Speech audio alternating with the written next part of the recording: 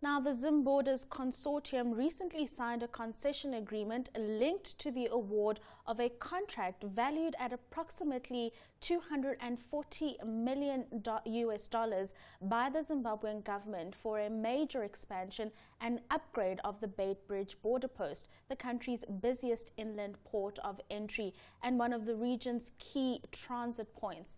Joining us now to discuss this further is Francois Diedrechsen. I think he'll tell me if I said that correctly, who's the CEO of the Zimborders Consortium. Did I say that correctly, Francois? Perfect, thanks.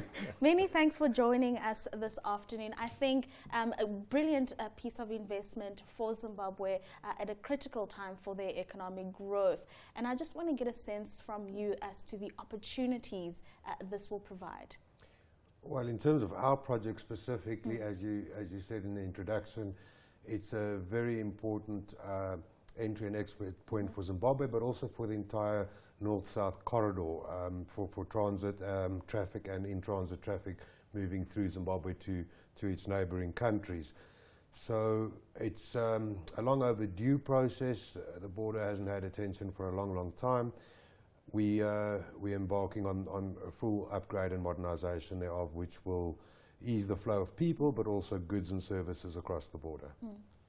Right, Francois, it's always very interesting when you hear about the infrastructure gap, at least on the continent, and maybe inland ports and this kind of work, what it actually brings to the table, if it's quantified in terms of GDP. What's the turnaround time here? From when we reach financial closure, which is envisaged to be towards the end of the year, from there 2 years to completion. Right. 2 years. That's a very short time. You think you can make it? Yeah, we do. Yeah. Let's talk a little bit about the current challenges that are faced at Beitbridge. I mean, there are lots of stories that we hear about in the media, and really through the upgrade, how you will be managing to mitigate these.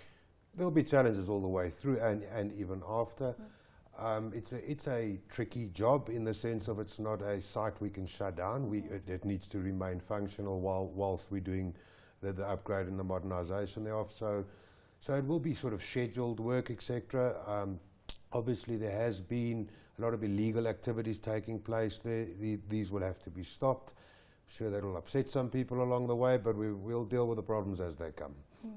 Francois, this is a massive deal that we're talking about. Everyone that you talk to, at least Harare, Bulawayo, name it, the FX pressure, at least for businessmen, is really biting, and the down risk is immense. How do you mitigate this with this kind of massive infrastructure rollout? Bearing in mind that this is a concession job, so we will be collecting revenues from a tolling perspective post-completion. We'll be collecting in US dollars. We are funding the project in US dollars. So from a currency risk perspective, us as a business is fairly neutral. As a macro position in terms of the country, we are very excited about everything we're seeing and what the new dispensation is doing in the country. And I think, there's no quick fixes to these things, but I think with what the new president is doing, I'm quite excited that things will change with time. All right, and that relates to my next question about the fact that this is set to be run as a public-private partnership. And I actually really wanted to gauge the relationship between private stakeholders that are contributing some of these funds and really how the government has come to the party. Well, the government's come to the party in terms of post a very transparent and internationally acceptable tender process that was run for a long time. This whole process started some years ago. By virtue of allowing the winning bidder, in this case ourselves, to have the right to that concession by winning the entire process to getting there. From the private space, we will then provide the money, we'll provide the expertise to build it and to run it thereafter for the duration of the concession period, and in that way make our returns. Francois, the communique here says something quite fascinating. The consortium, Zimborders, the consortium is made up of individuals, investors, including Zimbabweans, South Africans, international entrepreneurs, and financial institutions. How many people are we talking about here? Oh, numerous if you had to try and find heads for each one. The project was originally identified by my chairman and my partner, Glenn Cohen. I joined him as his partner 2 odd years ago, and we've been the driving force, through that. But there's locally a handful of individuals that work with us. But when you go into the full package that you're referring to, There's institutional funds that invest with us, there's large commercial banks that provide the debt funding, so you'd be talking about numerous amounts of people, and now I'm not referring to the staff on the ground either.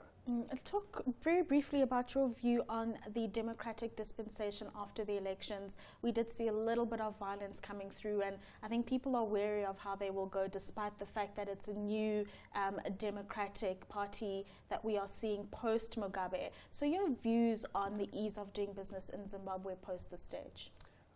I can only talk for what we experienced. Obviously, we already find it significantly better than it was a year ago. As I said, we've been busy for 2 years, the old regime into the new one. I'm personally very excited for what I believe will happen post the elections, and is already happening, to be fair. I hear a lot of the doomsdayers and people that are negative because of everything people's experienced for so long.